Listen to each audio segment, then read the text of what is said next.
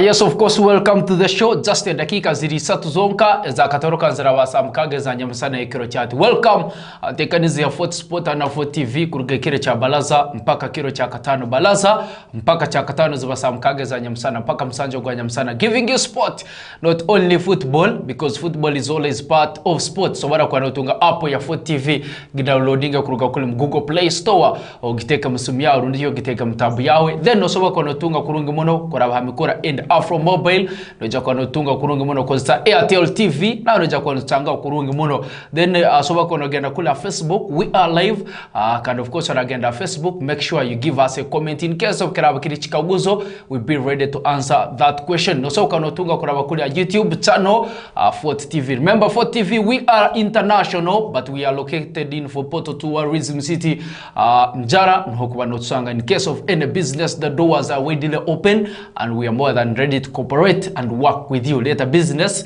tsobele kwantigumainsa abantu basobele kwamba jetegereza bamanye kintu cyoro mukora kano chikora nkanka kugambera every day mbagambera kakubo wine kintu cyone cyokora in form of a business but yo tawuli mukoranga.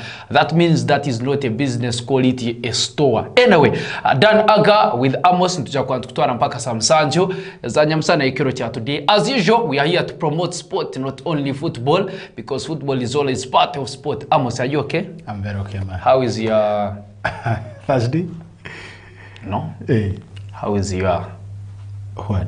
Dash. Hey, everything is fine. Yeah. Very good afternoon to the viewers of Fort Television, and we are here again to give you much information concerning sports here national and also international, and of course we shall be informing you all the news and stories that are happening in Euro Qualifiers 2024. What you need to do is just stick on Fort Television. Okay. Kale, dija kwantera mtochi mpaka zinu za Euro because it is what is trending. Ito ntukuhereze kinte kinyakuli current, undike kinte kinyakuli up to date. Tutukija kwa tuwaza kinte kitakozere makuru. We are here to let you know what is happening in the world of sport.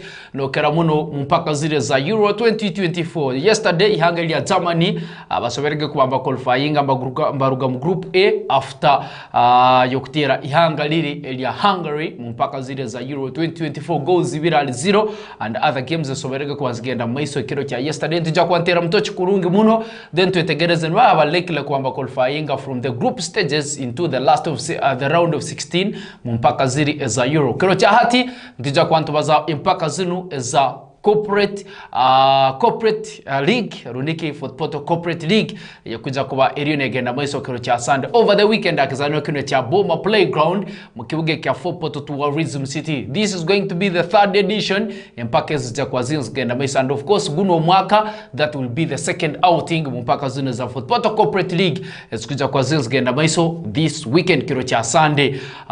Then tuja kwantera mtochi mu transfer kwa Seransa na higuru timu na Lazio bezira mtimu na Manchester United mbetago msigaza na kumainka Manson Wille Greenwood basowelo kwa mtwara timu na kumainka Lazio izuka Juventus na timu na Napoli bona balmukuyaya nira signature yomsigaza na kumainka Manson Wille Greenwood kumuya mtimu na kumainka Manchester United basowelo kwa mtwara hatimu ya Napoli rundi timu na kumainka Lazio, let it be timu na kumainka Juventus. Anyway, timu na Arsenal bagarukira mtimu na Newcastle betaga umsigaza na kumainka Bruno Guimaraes of Brazil wemiake kwingaranka abna mkaga basowelo kwa mamuya timu na kumainka Newcastle basowelo kwa mamuleta timu na kumainka Arsenal the Gunners balumkusera omuntu ragaruka mbigere byumseja na kumainka Thomas party likely to exit timu na kumainkia Arsenal the Gunners msaja na kumainka Derek Indahiro asobera kwa Nasara deal na rugatimu na URA the tax collectors na tena za timu na kumainkia timu na Vipers the Venoms hanu mpaka za Star Times Uganda Premier League. You have a lot local national and of course international sport tuikireze tuja kuantsimbura hanu batamanya kula Facebook. Make sure you give us a comment in case of karawa kirichika uso, be ready to answer your question. Betunyara kusima my good friend Vibrant International alseza kulimbarara, thank you for the love bro, and thank you for following and taking your foot sport every day. Then Bible Abueli wa Manchester United, thank you.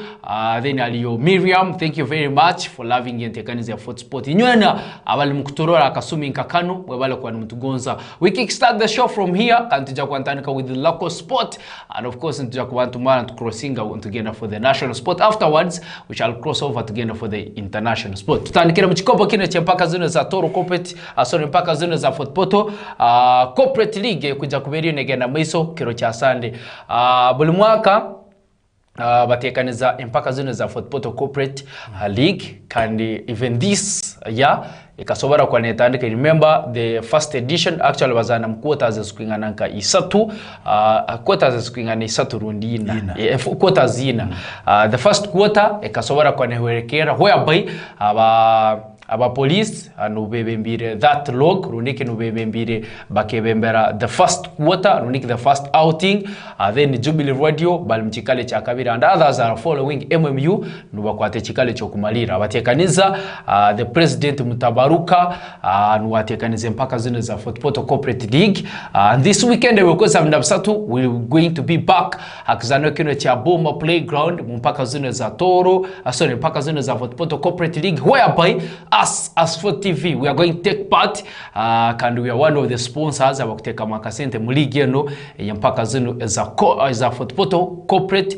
league kuja kuba eri negenda maiso itubikiro cha Sunday. What is your take ojuke mpaka zino za kuba zero? They have objectives kimu social networking, then to be physically fit and others, and ijochikende rochukuru abaki batekanize mpaka zino za football corporate league. So this weekend kiro cha Sunday we are more than set. What is your take? Are you ready? Are you prepared for the game? You guys, I can't wait to see. I can't wait to watch. I can't wait to play. For TV, when for TV is playing, of course. No, not yet. I get it. So coloninga by the way. You need to know. So what's coloninga? Don't loan me at Jubilee. No, why should I loan you there? So I can give you a chance to play. No manya, if you're in an environment, yes, you don't get enough playing time, so we can ask you to join another side where you can get enough playing time. But I will be captaining this team for television this time around. Okay.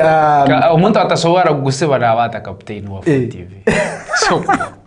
So tukuba torora this corporate league kuba negenda kuba kiro cha Sunday hali Boma. Remember the first edition I participated, at least I was there. I played for Jubilee and the games were so nice. We interacted with different people. Nkakoroka tungana mnywana mshaka. So of course we got connected with the different people and we played very well. Remember those people at MMU, they did not perform very well because they are the last at the log, and of course Jubilee Radio comes in second position, and of course the police the first position. Then we had also MTN. MTN was there. MTN was there. Then we had Jubilee Radio, we had Fort Portal Police, we had MMU, we had Jesse, was it Jesse? We had some other corporate companies abalimba participating mpaka zone za Fort Portal corporate. So that first edition was very nice, and of course we played very well despite of the police beating us in that particular game, but if it was not that loss, we could be leading the log. Yes, Jubilee could be leading the log. And of course this is now the second edition where the new company has come in, that is Fort Television. And of course when you look at the Fort TV players, they are more than ready. We have the CEO Tabu will be number 7 there. Then we have Sharif, our producer there, will be number 8, will be supplying the ball to Tabu. Then I don't know who is going to be our striker because me, I'll be in the deep 6. Cannot play in deep 6. Anyway, it's going to be massive and it is going to be full of fun. Kirocha Sunday, so you guys outside, you can come. Come and have fun, come and have fun. It's a weekend. Actually, it will be a weekend. Can it is any local games here, leagues Kemera, Premier League Terio, the most wanted league Terio. So come and have fun. Mpaka zone za corporate Fort Portal corporate league. Kuja kuba area again. But what you should know, Kirocha Nyencha, abatekaniza mpaka zone za Fort Portal corporate league. They will be in the studios with us. I expect Gloria to join us, Kirocha Nyencha. Then in a Dr. Mtabaruka to join us, Kirocha Nyencha. Basobela kwa matuhereze kisane chukumara about this Fort Portal corporate league kuja kuba area again. So this is going to be the second outing of this very year. Kandejuke Ruebembera log yona. Ruebembera log from the first outing, second outing, and of course the third outing na fourth outing. Ya kuerukana mkwezo kwa 10 ogu nuwarangirwa as a champion. Then asobara kwa natungane chikopo the best players of the tournament na baba wadinga accordingly. But so far so good. The first outing for this year, our Fort Portal police no bebembie log mpaka zinu za to mpaka zinu za Fort Portal corporate league. So us as Fort TV, we are going to be part. Dan Aga will be playing, Amos will be playing, our CEO Tabu will be playing, producer Sarif will be playing, Malik will be playing. I don't think Jose the Perfect will play because you guys are going to honeymoon every time and again. MC Kajabago will be playing, MC Ino. My God, I can't wait. Kurora Waposo, Abakora Nyenchakara. They are playing. Will be our goalkeeper, by the way. That one cannot play. Unless anyway, we are playing 7 aside into Zanabantu Musanchu, Mukaga, Basemero Wale Baseja, then Mwisiki, Runiki Mukazi Kakuba, Muba Mutaine, Omukazi. It means you're going to play less. You play when you're 6. Rundi, Numusobara Koleta Bakazu Mukaga, and 1 man can play Mumpaka Zuneza corporate Squija Kwazis Genameso over the weekend. Kirocha Sunday, so don't miss Kirocha Sunday. All roads lead to Boma Grounds. Mukibuge kia Fort Portal Tourism City. Kutana Kanyechakara mpaka Ruebajo. We are going to be there. Kandi Mpaka Zunu, they will be live Fort TV. So don't miss.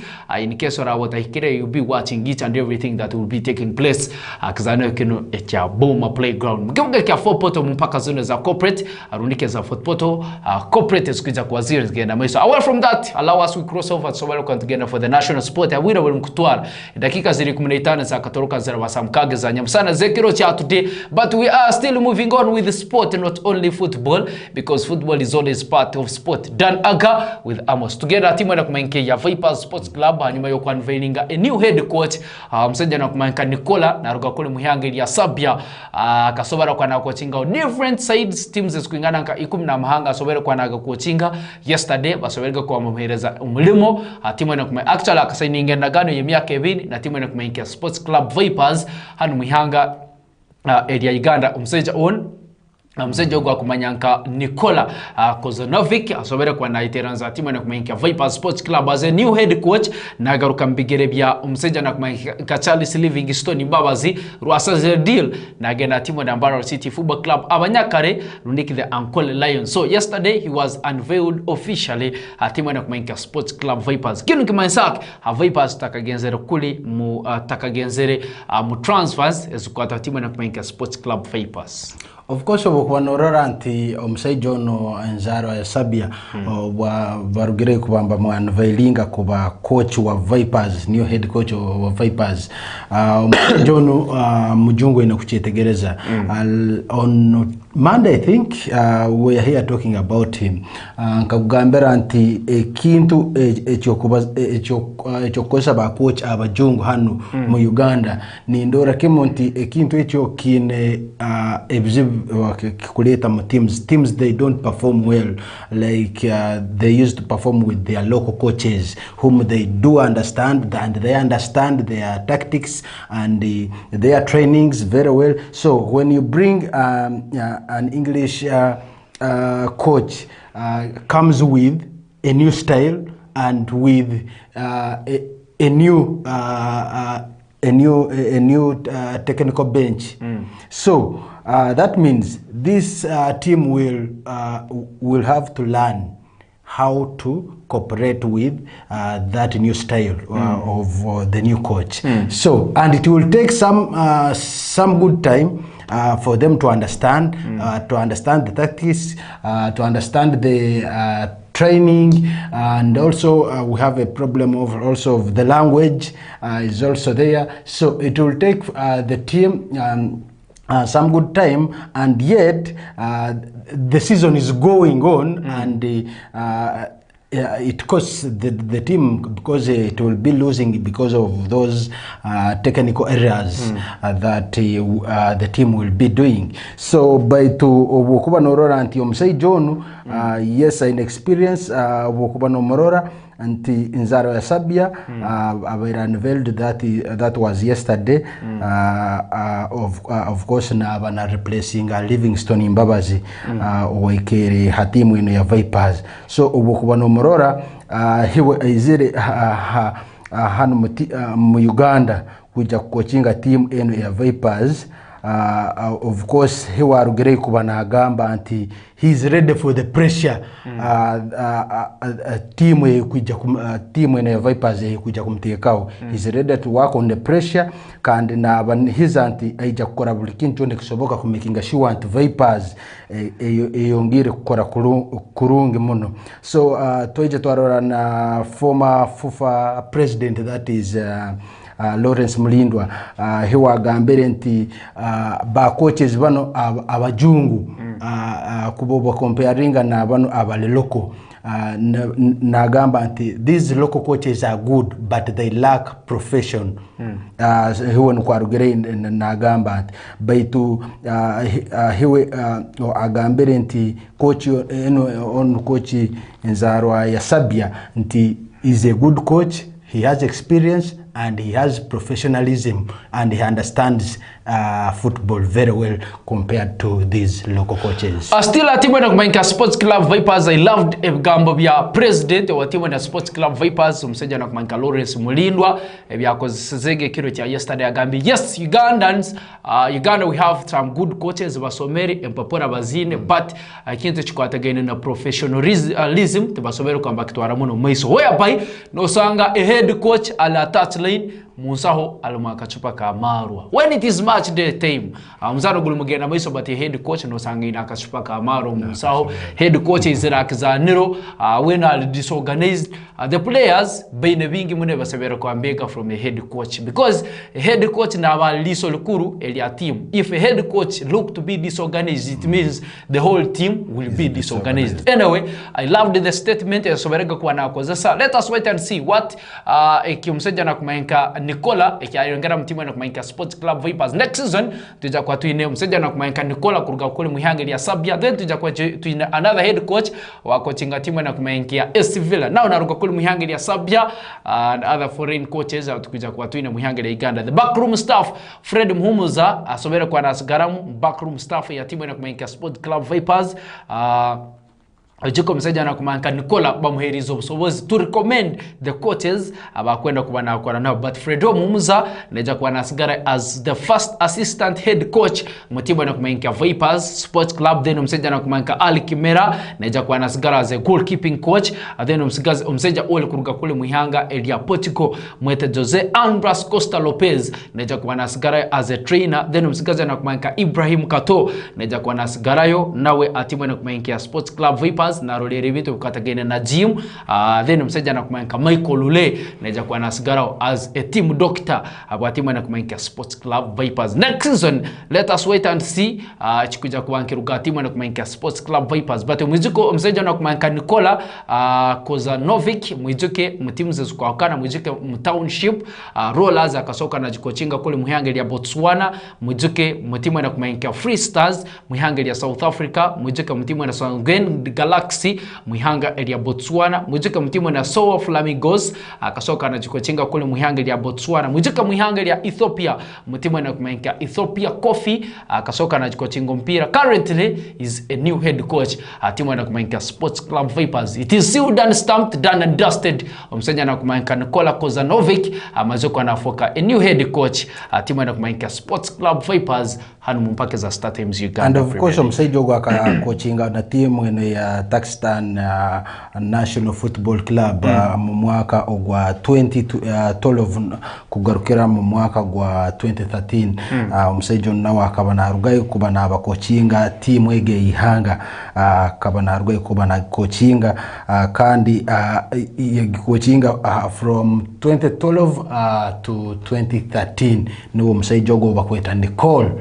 Okay, away from mseja na kumanka Nicola, but still atibu na kumanka Sports Club Vipers hanu muhangeli ya Uganda. Left back mseja na kumanka Derrick Ndahiro abenaza na atibu na kumanka URA the tax collectors mpaka zine za Star Times Uganda Premier League. Amazukwa na Sara deal na agaruka atibu na kumanka Sports Club Vipers mpaka zine za Star Times Uganda Premier League. Derrick Ndahiro asobera kwa na signinga contract ye miaka ebiri undiki empatani endagan miaka kwingananka ebiri ya kuja kwa na atibu na kumanka Sports Club Vipers basobero kwa mwongera mu team ya kumanka Sports Club Vipers. Mseja na kumanka Derrick Ndahiro akasobera kwa na kwa appearances ezukumumara rundike nyingeo atibu na kumanka URA the tax collectors kanu mseja na kumanka Derrick Ndahiro bamulesera as a perfect replacement kugaruka mbigere mseja na kumanka Isa Mubiru rasobera kwa na Sara deal haima yokuburwa enough playing time atibu na kumanka Sports Club Vipers ya Sara deal ya garuka atibu na kumanka KCCA the Citizens rundike the Kasasiro Boys. So timu na kumanka Sports Club Vipers basobara kama leto msigas on akumanyanka Derrick Ndahiro kubana agaruka mbikere bimseja na kumanka Isa Mubiru, but Derrick Ndahiro mwizuka akaba mu ligi hangeli ya Rwanda timu na kumanka ya Police FC akasobara kwa nagizana na mpira mwizuka na URA sorry akasoka na gizana mpira baitu mwijuke omsigazo na katanika kuzana na umupira kuli mkichoke cha kamucha ataketera za timu na kumenkia AC Villa omsigazo akumanka Derrick Ndahiro. So Derrick Ndahiro asobera kwa na itera za timu na kumenkia Sports Club Vipers mpaka zina za Star Times Uganda Premier League, of which impact ya kuja kwa na ngara mtimu na kumenkia Sports Club Vipers. Of course omsijogo Derrick obukuba no Morali is a youngster kandi obukuba no Morali ante asambiro timu ene bakweta URA timu igere mu Star Times Premier League Bokubano. So that means he has experience in the Star Times Premier League. So Bokubano mleta Vipers and Vipers na eri mukikopo niki kim. So Bokubano mleta Vipers ikintu kiba nikimanyisa nti ija kubayambaho muno after yo musaija ono mubiru kuruga mu Vipers na agenda habu kutatunga enough playing time. So musaija ogo bakweta Derek baramba musaininga as a perfect replacement yo musaija ogo mubiru rwarugire mu kuba na agenda. So ikintu kiba nikimanyisa nti musaija ono ija kuba na yongeraho ekintu ky'amaani muno akuba ija kuba na take up performance y'amaani muno mu team ege ya Vipers. Will he be given enough playing time? Because he's coming as a replacement after Mubiru while replacing abera atakuzana. Yes. Now this person is coming as a replacement, but it will depend on the coach how he will use them. He will use him. Okay, that is. Away from timu na kumainka Sports Club Vipers tugenda timu na kumainka Wakiso Giants the Purple Sharks still muchikopa kine cha Star Times Uganda Premier League abakweta gereza Arsenal Manchester United. We are coming to that. First relax. Anyway, Wakiso Giants the Purple Sharks balumkwenda kutunga omusigazi ona omuseja na kumainka Steven Bengo asobela kwa nagaruka na fuka head coach na agaruka mbigeri byomuseja na kumainka John Ayala Yuyinda Robera Ali head coach habatimu na kumainka ya abatimu na kumainka Wakiso Giants the Purple Sharks mpaka zino za Star Times Uganda Premier League. Mseja na kumainka Steven Bengo na nherwa kuba na kwara no mseja all rwazaniro timu ihanga ya Uganda the Uganda Cranes midfielder general mseja na kumainka Tony Maweje nawe ala timu na kumainka Wakiso Giants the Purple Sharks. So mseja on akumainka Steven Bengo is expected to be unveiled timu na kumainka Wakiso Giants the Purple Sharks mpaka ziri za Star Times Uganda Premier League. Bengo as a head coach mshaka kuja otukunira kuba na tena za timu na kumainkia Wakiso Giants kukwataniza hamu na Tony Maweje kike kiba kuja kuambongera mtimu na kumainkia Wakiso Giants the Purple Sharks kandi kintuki kuja kuba nkitera nkiyamba timu na Wakiso Giants the Purple Sharks kuambatera orutambu compared to the last season. Of course, obukuwa na uroro msaijo no bakweta Steven Bengo kujoininga mu team ene ya Wakiso Giants as the head coach. Kuba na akora no msaijo no bakweta Tony Maweje. Tony Maweje, remember, he was a former player of Uganda Cranes. So obukuwa na joininga team ene ya Wakiso Giants. Wakiso Giants, remember, to zera to gerora Star Times Premier League.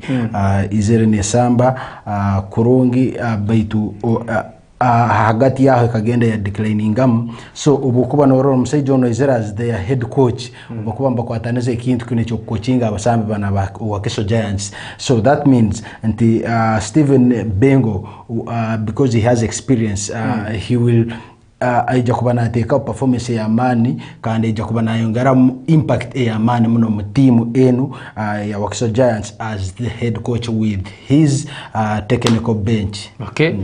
Still mu transfers kwata hanu ihanga ya Uganda team ya kuzana kule mu ihanga ya Tanzania mpaka zile za Tanzania Premier League team na kumainke ya actually team yurugira kule mu league ihanga ya Tanzania bayizire mbetaga signature ya msigazi akuzana team ya Asante Kotoko umupira sobara kwa nomweta Steven Dese Mkuala mbetaga kwa mamsaininga. The team is not yet unveiled but nerugira kuli nibetaga signature ya msigazi ona kuzana kuli muhanga elia Ghana msigazi ona kumainka Steven Dese Mkuala mwijike al-om haba strikers za mihanga ya Uganda bakera muno kuambateka hamaiso mseja on akumainka Steven Dese Mkuala. Should we see this deal happening? Mseja na kumainka Steven Dese Mkuala na ruga muhanga ya Ghana na garuka muhanga elia Tanzania.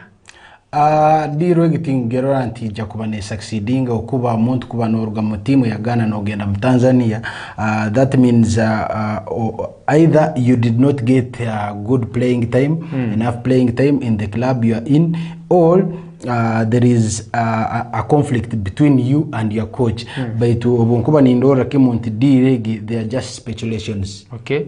Kale, the last story on our desk concerning transfers hanu mihanga ya Uganda, the newly promoted kuruga muchikopa kire kya FUFA Big League rundiki FUFA Bet Power Big League last season timu na Lugazi FC baija mtimu na Wakiso Giants the Purple Sharks mbetaga yo head coach rundiki rwena kwa lanka head coach mseja na kumainka John Oyala Luyinda kubamba kulieta timu na kumenki ya Lugaz FC asawala kwa na bakonyera mu kikopo kile cha Star Times Uganda Premier League whereby timu nija kuenezana as a newcomer mpaka zene za Star Times Uganda Premier League, not fresh but will be coming as a newly promoted timu na kumenki ya Lugaz FC. Lugaz FC so baija head coach wa timu na Wakiso Giants the Purple Sharks Rugambe takuja kwa na new winger Endaganoye na timu na kumenki Wakiso Giants the Purple Sharks omseja na kumenki John Luyinda kuba na veteran zao timu na kumenki Lugaz FC. Should we see omseja na kumenki John Luyinda Ayala na veteran za timu na kumenki Lugaz FC rundiki na bibiri bigamu nangwa egdire sobora kufinalizingibwa bwensonga anti nora this is a newly promoted team to the Star Times Uganda Premier League, so we very new toja twarora bagenda mutimu ene Wakiso Giants bahayo msaijo no bakwita John Ayala Luyinda wabaire mu Star Times Uganda Premier League ruin experience who understands the Star Times Premier League, the way they are playing those teams, the way they are playing so bokuba norora anti timu enu egenziri yatongera kimu omuntu rubaire mu Star Times Uganda Premier League who understands the level of playing and the level of understanding of those teams in the Uganda Premier League. So they have gone to a coach who has experience, who knows to train very well, and who knows who understands them in terms of tactics he's going to give them to compete for that trophy of the Star Times Uganda Premier League. Remember, John Ayala Luyinda, he has experience, so ekin kiban chole kanti yomsei John Jakuba na yamba mono team enu Rugazi kuba naine competinga kurungi mkikopo kino Uganda Star Times Premier League. Okay. Anyway, away from that, we are still promoting sport, not only football, because football is always part of sport. Dan Aga with Amos, mpake sanja kwa msanja cha nyamsana. Before we go for a break, tuikirize tuwala kwa crossing out kataito muno tubaze akasana kana ka basketball. Timu ya Ndeje Angels babere relegated kile cha yesterday after being hammered mbati timu na KCC Panthers mkazana kala ka basketball. Otukwa ntugamba timu na Ndeje Angels babere relegated kuruga mu top league National Basketball League egano ligi nkuru eyanga leno area Uganda nityo soko anojeta Super League when it comes to akazana kale aka basketball. Then babasindika in another division eya hansiho compared to eya babayirambazana. So timu na KCC Panthers ekiro cha yesterday mkazana kana ka basketball bayimbatanga tangana na timu na kumenka Ndeje Angels mzanu guze kurekera timu na ya KCC Panthers bayimbabara ubwo bachienda, then timu na ya Ndeje Angels ubwo kwingana kanka na buna kinu cyabahereza pass cyo kuba mbaba relegated kuruka kule mu National Basketball League of Uganda. Another game gubengena na meso mkazana kana ka basketball gubera gula hagati ya timu na KCC Leopards bayimbatanga tangana na timu na Miracle Ravens mzano guse kwekera KCC Leopards bayimbabara ubwo bansanjo na bibiri rundiki baskets rundi ensero eskwingana kansanjo na ibiri, then timu na ya Miracle Ravens bayimbabara ubwo kwingana kama 15 butubonka kuno mkazana kana ka basketball. Ebya basketball ebine tuja kwantongara kero cha nyentya mkazana kana ka basketball mkamarango bwara bakisimire, but what you should know mkazana kana ka basketball timu ya Ndeje Angels babe relegated mbaruga mu the top league rundike National Basketball League hanu muhanga area Uganda. We are taking a break, then mesa tuja kwantugaruka. When we return we are going to return with more about tuja kwantu crossing and together for the international sport. But this weekend kero cha nyentya tuja kwantu ine mpaka zone za Formula 1 mpaka kero cha Sunday omotoka mpaka over speed transfer gossip Toronto garuka tuja kwantera mtoch, then mpaka ziri za Euro 2024. Dan Aga with Amos. We are taking a break, then we are going to return. Kim Chionka, stay entertained.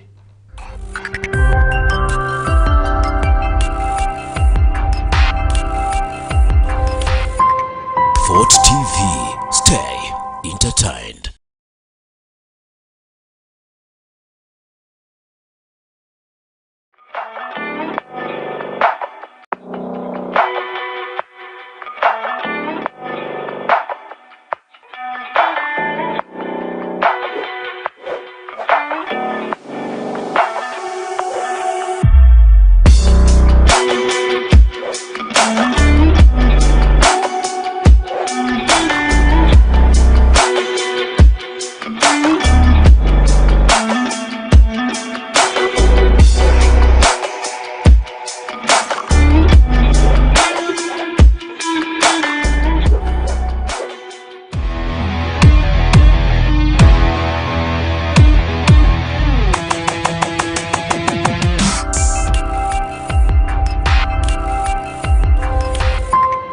Fort TV. Stay entertained.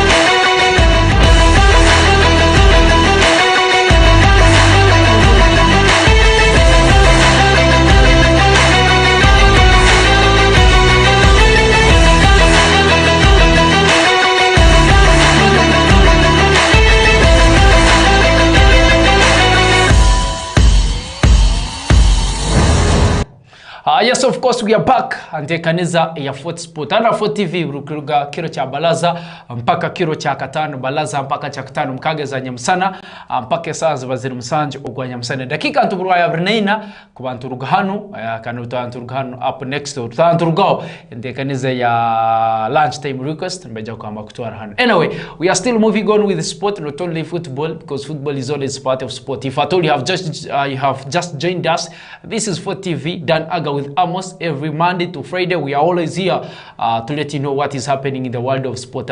But in case of any business, you can come and advertise with us. As Fort TV, we are in Fopoto Tourism City, Njara hokuja kwa notusanga kurunga muno leta business sobalo kwa ntukumanisa abantu bajetegereze cyo gukora no cyukoranka kandi mihende yemerireta. Anyway, away from that ntuja kwa ntugaruka kuli mu what is happening in the world of sport, and of course ntuja kwa ntandikira muri the transfer gossip. Then afterwards tuja kwa ntera mtochi mpaka zile za Formula 1. Then we are going to cross tubaze mpaka zile za UEFA Euros zile zigenda maiso mu transfers kiro cha hati timu na Lazio baija mtimu na kumaingia Manchester United na milioni 13 mbetaka kutunga signature and services zo msigaza na kumaingia Mason Wille Greenwood mzani wa kapira wa timu na kumaingia Manchester United. William amseja na kumaingia Greenwood mtimu na Manchester United last season yona akagimara mtimu na kumaingia Getafe Halon kuruga mtimu na kumaingia Manchester United. So Mason Wille Greenwood are linked na timu na kumaingia Lazio. Ejika Juventus na timu na kumaingia Napoli bona balimkwenda signature yomseja na kumaingia Mason Wille Greenwood. Do you see Wille Greenwood crossing kuruga Manchester United na agenda mutimuki obaraba crossingero kuruga mtimu na Manchester United ara joining Lazio kando wara joining Lazio? Will he fit there in the first season? Then obara atajenzera mtimu na Lazio. Will Mason Greenwood join Napoli? Obara bagenzera Napoli, will he get enough playing time? In case obara atagenzera mtimu na kumaingia Napoli akiteroza timu na kumaingia Juventus, will Mason Wille Greenwood pick in the first season mtimu na kumaingia Juventus? I think obwiro bwa mazere Haloni atasambi Manchester United, that is last season eki kimwongireho kuma enough playing time and habairo ko kandi obwaraba sambere kurungi atairo performance ya man inherent coach wa Manchester United aija kumorora na mugara na sobora kuba na mkosa mutimu ya Manchester United okuba tinkabaneyo sign yona ya Manchester United kurora anti they interested in any other player though mumaisa basoko signingayo baitu nindora kemonti omsaijono bakweta Mason Greenwood basobora kumugara mutimu egi ya Manchester United. Mason Wille Greenwood kurugiro okwezo ko kubanza umwaka gwa 2022 taka training agani hanga lya Bungereza na timu na kumaingia Manchester United habwaki hanyuma yo kumuteka hemsanga yo kwatagaine na ekintu chikatagaine rep asaut runiki hanyuma yo kutalabaniza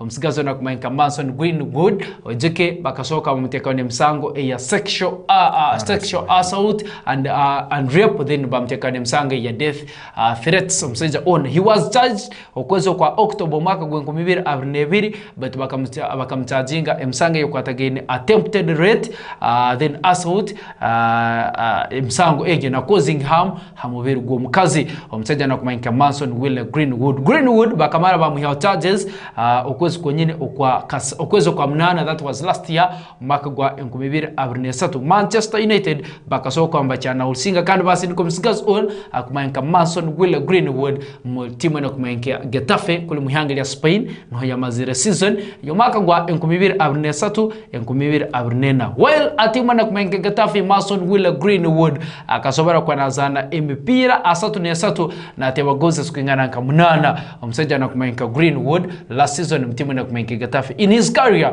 omusigazi ona kumanyika Mason Willa Greenwood yakazana emipira 16 na tebagozi sukingana nka ana na mkaga. Willa Greenwood okurantu bazao is not an old man like how you think baito ebintu byakukora nebumukara emyaka. Omusigazi nakumanyika Mason Will John Greenwood akazana okwezi kibanza ebyokozo ko 10 mwaka gwa 2021. In other words ene myaka kingana kama 22 yonka yobukuru nazana as a striker kandi mutima na Manchester United msajja nakumanyika Will Mason John Greenwood akubalirwa next season tsobara kuranto msajja nakumanyika Greenwood ejuka Manchester United no bakaruga kumwongeza endagane mpyaka yo mwaka gumu but Lazio Juventus na timu ya Napoli bona bezembe tage chinkumo chinkumo ekyo musigazi ona kumanyika Mason Will Greenwood kuruga mutima na kumanyika ya Manchester United. Another story of which happens to be the second last, Liverpool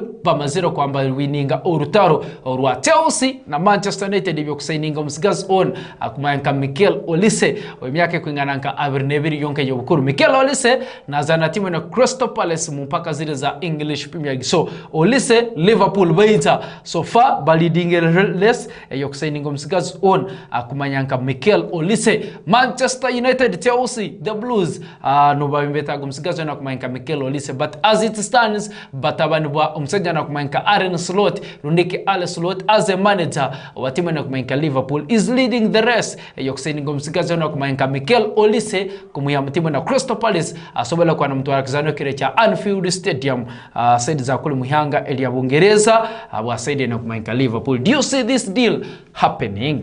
Of course ndire sobora korabamo kuba no team ege ya Crystal Palace ikene kweso msambi ono Mikel Olise kurungi muno kandi kena samba kurungi muno obokuba wa following ile last season very well.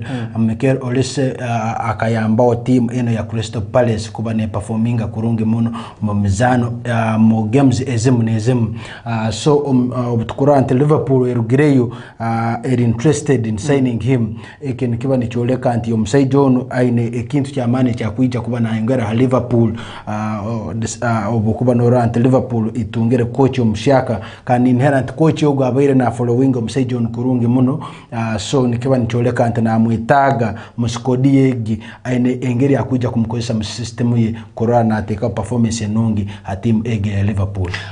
Msaijo na kumanka Mikel Olise okvo akazaro ebirobyo kwezi 12 ebyokwezi ko 12 runiki December mwaka gwa 2022 no gumu ine myaka kwingana nka abri na gumu yonke yobukuru nazana nka right winger rundiki nazana nka namba musanju over attacking midfielder umsigaza na kumanka Mikel Olise. Mikel Olise Crystal Palace na jo shot number 7 umseja na kumanka Mikel Olise mwijuke akaba kule muihanga area France mwijuke akaba timu na Chelsea the Blues akaba Manchester City yagenda timu na Reading Enkuru yagenda ya Rugayo yagenda timu na kumanka Crystal Palace but wela timu na ya Reading Enkuru akazana mpira nkaga na msanju na tebagozi msanju then abatimu na Crystal Palace in all competition yakazana mpira kinana na ebiri na tebagozi kumneina habaki Chelsea nekera muno kutagera abazana abe kubenagire. Take an example omseja na kumanka Mikel Olise akabatimu na kumanka Chelsea hagati yomaka gwa 2009 mpaka mwaka gwa 2016. If you recall timu na kumanka Chelsea balbaina signature balbaina msigazi ona kumanka Kevin De Bruyne timu na kumanka Chelsea. If you recall timu na Chelsea balbaina msigazi na kumanka Mohamed Galo Salah betu bakambingisa kati Romelu Lukaku balba mwina abasije bana batimu na kumanka Chelsea but now they are returning to abana bakuziwe bayonga babinga kati. Now timu na Chelsea they are back mbasera umwana balbaina hagati yomaka gwa 2009 ne 2016 omsikazo na kumanka Mikel Olise. I think a problem wegi eri hagati yaba coaches aba Liverpool I mean aba Chelsea bakusaininga abana bano nebalema kubakozesa kurungi mu system zabo I think tabakufitinga mu kurungi obokuba norana anti buli coach wena aine nokwe akora system ya team obokuba na gisamsa kurungi aine abasambi abakumukora aine na abasambi abakumukora so the way is using them also matters so oba koranta bakumakora akasara okuba lekera bakagenda ono bagenze baka performinga kurungi so coaches but thinking twice, and they started regretting. So at the end of it all, they come back to them. They come back to them that they want to send them to come back and play for them. But in my view, I can say that those players, I don't think that they can do that to return back to Chelsea. Okay. The second last story, neruga mtimu na Juventus batekaniza umseja ona kumayanka Samuel Ealing Jr. w'imyaka 20 kwamamuleta mtimu na Aston Villa bakole swap deal. Aston Villa ebahereza umsigaje na kumayanka Douglas Luiz omu Brazil. Ojuke Douglas Luiz ine myaka kungananka abirna mukaga abera linked na timu na Arsenal, Manchester City bona mbetaga signature yomsigaje na kumayanka Douglas Luiz akuzana timu na kumayanka Aston Villa the Villains, but timu na kumayanka Juventus baija bagamba yes we are ready and more than set into itaga signature and services zomsigaje na kumayanka Douglas Luiz lakatubahereza umsigazi w'imyaka 28 y'obukuru akuzara kuli muhanga ya Bungereza nazana nka winga umsigaje na kumayanka Samuel Ealing Jr. wa 20 acrossinge jam timu na Aston Villa tubongero na akasente mutuhereza umseja na kumayanka Douglas Luiz asobela kwa natweteranza ita Juventus. Do you see this deal happening? I don't think that deal will finalize very well because of kubanora Aston Villa eno omusejo no bakweta Douglas Luiz performingire kurungi muno mu last season egi. Douglas Luiz is one of the best players we have in Premier League. Asobera kuba nateka omutindo murungi muno mutimu ege Aston Villa ikozera kurungi last season. Singire mizano yayo kusinga hubwingi kandi izire ya surprising some teams like Aston Villa came and beat Aston Villa came and beat Arsenal, and that game it cost Arsenal very much. Obukubana ororo musejo no bakweta Douglas Luiz museja murungi muno kan thinking heranti abaseja ba Aston Villa bano baje kubamba mukiriza kugenda mu team egi ya Juventus. Okay, away from that, the last story on our desk yokwata transfers team na Arsenal baija mtimu na Newcastle the Mega Peas muhanga ya Bungereza mbetaga signature and services zomsigazi ona kumayanka Bruno Guimaraes w'imyaka 24 y'obukuru na zara kuli muhanga ya Brazil. Omseja na kumayanka Bruno Guimaraes last season mu chikopa kile cha English Premier League na timu na Newcastle akazana mpira asatu na msanje na teba goals msanju na kora assists kuingana nka na tunga yellow card za kuingana nka mwenda takutunga a red card mu chikopa cha English Football League na timu na Newcastle the Mega Peas. Omseja na kumayanka Bruno Guimaraes akazana mpira satu tia teba goal tia kora assist beti yatahamuka na yellow card za kuingana nka ibiri mumpake za UEFA Champions League akazana mpira mkaga tia teba goal beti yakora assist emu na tunga na yellow card za kuingana nka ibiri. It means every league yasobera kwa nazana tatungire yellow card ezira hansi ya emu. Omseja na kumayanka Bruno Guimaraes. So Arsenal baija mbetaga Brazil w'imyaka 24 y'obukuru onu kakuba bamusaininga. It means Thomas Partey neja kuba natandika kuba na yesotinga kuba naruga mutima na kumayanka Arsenal. The Gunners, remember Arsenal babembetaga signature services zomseja na kumayanka Douglas Luiz betu basobera kwa mazitunga hatu bagaruka mutima na Newcastle mbetaga omseja na kumayanka Bruno Guimaraes Brazil w'imyaka 26. Deal ntinkurani tenera bama timu ya Arsenal deal gitakuja kuba nera bama songa anti obukuba nora timu enu ya Newcastle museja no Bruno Guimaraes nibamuitaga muno kandi museja akuikara makati ya akasamba kurungi muno obukuba norora anti baseja bana ba Newcastle yes balengero performinga kurungi mu the last season baitu hakumalira ebintu bigenze bya gisobao. So tinkirora kimuntu baija kuba mbasobora kwikiriza omuseija on kujoininga Arsenal kandi Arsenal at this time I don't think tinkurora antu baija kuba mbasaininga omusambi wena habwira bondo bwenyine obutoroho. Arsenal in most cases ekera kukora signings zayo at the end of the transfer windows. That's what I know from Arsenal, but at this time all those are just speculations. Continue giving us those messages in our comment box kula Facebook untuja kwantuzara maiso aho mu dakika bokumalira untuja kwantora via messages, and of course we will be ready to answer your questions. We are only left with 10 minutes kwanturugahan, but we are still promoting sport, not only football, because football is always part of sport. And together motoka zempaka can of course untuja tujja kwantubaza kana kazana ka Formula 1 briefly ekiro kya nyenja kiro kya katano tujja kwa tulikuli mu hanga area Spain osobora kwanogeta Spanish Grand Prix yakuja kuba eriyo negenda mweso last weekend but one tulikuli mu hanga ya Canada mu Canadian Grand Prix yakaberiyo negenda mweso whereby umusajja nakumanka Max Verstappen wakuvugere kitongole kiri cha Red Bull akasobora kwa naibembera with points kingana nka Abrnitan yasobora kwa na pikinga kuruka kuli mu Canadian Grand Prix yakaberiyo negenda mweso mukazana kana ka Formula 1 kana umusajja nakumanka Lando Norris sorry wakuvugere kitongole cha McLaren akasoka na kwa techikali cha kabiri after collecting 18 points mpaka zili za kazana kana ka Formula 1 George Russell wakuvugere kitongole kiri cha Mercedes akatunga points kuingana nka 15 mpaka za kazana ka Formula 1 Hamilton Lewis Sir Davidson akasobara kwa natunga points kuingana nka 13 na navugere kitongole kiri cha Mercedes mpaka zili za Formula 1 then msajja na kumanka Piastri wakuvugere kitongole kiri cha McLaren akatunga points kuingana nka 10 Fernando Alonso wakuvugere kitongole kiri cha Aston Martin akarugai na points kuingana nka 8 Stroll wa Aston Martin na points kuingana nka mkaga then msigaza na kumanka Ricardo akasoka kwa na collectinga 4 points mkazana kale aka Formula 1 msajja na kumanka Gasly akasoka na tunga points kuingana nka 2 Oil muihanga lili ya Canada unike Canadian Grand Prix then msigaza na kufikira kitongole cha Alpine osobara kwa namweta Econ akasoka na agenda na point kuingana nka M the rest bakasobara kwa barugram nka Steve Bottas bakasoka barugram wao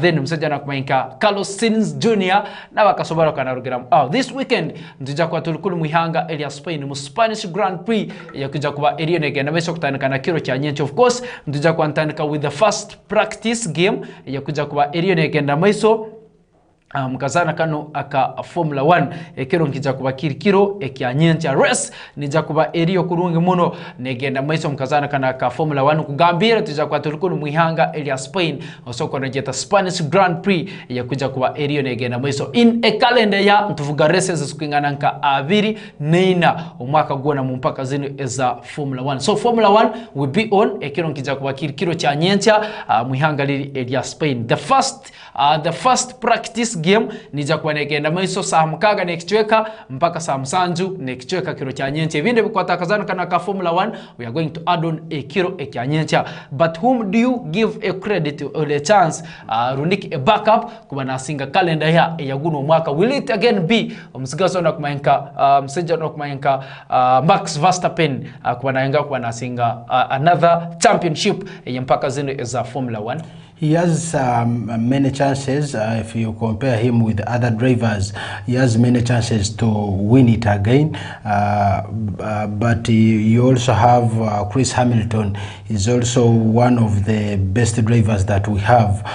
So for me, I think omusajja ono aina chances nyingi kuba nainga na singa hakalenda eno ya 2024 but tuko msajja na kumanka Lewis Hamilton next year neja kuba na crossinga hanyuma yo kumara a number of years akurugiro mwaka gwe 2013 navugera kitongole kino ekya Mercedes neja kuba na crossinga na garuka hakitongole kiri ekya Ferrari umwaka gwa 2025 it means Lewis Hamilton navuga umurundi go kumalira ne kitongole kino ekya Mercedes mu motoka ezempaka rundike mu motoka obutaito bwe mpaka obwa speed when it comes to speed me Sobala Kwantorara. I love speed. If you didn't know, I love speed. Away from that, tukiriza Sobala Kwantogera mpaka zile za Euro before we go through some of the messages as msinikira on our Facebook. Mpaka za Euros yesterday we had 3 games as we serious gena biso gokubanza gubera gulagati ihanga ya Croatia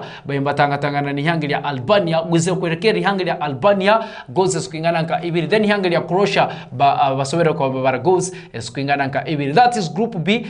Then for group B tuikirize nkuhire kimu na table nkumanyise after ihanga ya Croatia kora draw ni ihanga ya Albania Spain bas garabali dinge long na points kuingana nka isatu Italy mchikale cha kabiri na points kuingana nka isatu baito joka kero cha hatsa ina ezekiro ihanga ya Spain the bita solingi out ni ihanga ya Italy group B mpaka zeno eza Euro. It means Albania na Croatia they may not survive and they may end up mbagarukera muri mbagarukera group stages mchikopo kino cha Euro. Euro. DOC ihanga elia Spain ihanga elia Italy today. Already tulumkubaza mzano gwabo kuja kwangena meso kiro chati sa ineze kiro Spain tasolingita out ni hanga elia Italy. What should we expect? Whom do we see qualifying ayebembire kimeza? Ompiro guja kuba 50-50 uko kuba nora team zona ezo ya Spain ukora team ya Italy. They all have experience in Euro qualifiers. So ubukuba nozora team ezibiri zona team za amani muno. So that's the reason why I'm saying it will be a 50-50 game. Right now I can not say that this one will win this, but to me I think it will end in a draw. Okay, it will end in a draw. So abakwenda kurora kahoho mpia twagubagambera Spain versus Italy yakiro nkija kwa kiro chati. Yesterday Hungary German group A they were tussling it out ni hanga elia Hungary guzu kuelekea German goals ibiri akura umseja na kumanka Jamal Mushala mudakika ya 22 no msigazi ona kumanka Ikai Gundogan captain mudakika yankaga na Musanju na tunga the second goal we Hungary done elia German guzu kuelekea German goals ibiri then Hungary babere mbabara 0 ekiro kibereke kya yesterday. Another game guberengera mesa gati Hungary ya Switzerland batangatangana ni Hungary ya Scotland ekiro kibereke kya yesterday mpaka zino eza Euro. Msajja na kumanka Scott Francis McTominay atungerege the first goal we Hungary ya Scotland ekiro kya yesterday mdakika 13 asobereke kuba na ateba then Jordan Shaqiri mwizuka akaba mtima na kumanka Liverpool na equalizing mdakika ya 26 nuguwerekera 1-1 yesterday timu ihanga ya Scotland bayimba gole kwingananka M then hanga elia Switzerland babene babara 0 omsaja na kumanka Brill yesterday tatani kerege omupira Brill Embolo tatani kerege ompira bwa saidi hanga liri elia Switzerland. I know everyone was scared omsigaza na kumanka Brill Talumu. The game was not entertaining in the first half. People they just love the name Embolo. So of course I can say that big thanks to the team Scotland. At least they have registered 1 point after losing to Germany in their first game. So umpiro go obukubanora timu ya Scotland ebanzege kubaneteba umsejono bakweta Shaqiri eja kubana ikolezinga beto umpiro gubaire gwamane muno kandi gubaire so rough and 50-50 obukubanogora me I thought that timu eno ya Switzerland mnyikemanyine ja kusingo mpira guno hukuba nkarora the first game that Scotland had with German the way they were playing, but yesterday they managed to put at least a great performance, though they did not pick the 3 points, but at least they have picked one. So ikin kiwancholeka and at least they have tried their level best. Okay, AMOS alumkutungera messages za Facebook, but yesterday group A Hungary ya Germany basobera kwamba qualifying into the last 16 na points kuingana kamkagi Hungary ya Switzerland mchikale cha kabina points ina, then Scotland mchikale cha 3 na point M, Hungary ya Hungary mchikale cha kana na point 0. It means bado I can authoritatively confirm bagarukira mu group stages mpaka zine za Euro. Today ebekozi 20 ebyokozi konyine okwamkaga still mpaka zine za Euro. Spain will beat soling it out ni Hungary ya Italy esanja kwaziri ina zonyine zekiro. Slovenia batangatangana ni Hungary ya Serbia sa 10 za rebajo, then Denmark will beat soling it out ni Hungary ya Bungereza esanja kwaziri sa emu yonyine ya kairirizi ekiro echa today. Ezo ni mpaka esikuja kwaziri zigena baiso mkazana kana mkazano kano arunike mpaka zino za Euro 2024. To hear messages za Facebook sobala kwa Nturgan and we call it a day. Okay, on Facebook messages Vibrant Iwana Gamba and following you with Mr. AMOS Mwibale Muno. Of course tuina home saija ubakweta tuesigi James Iwana Gamba and we are together. Okay. Okay.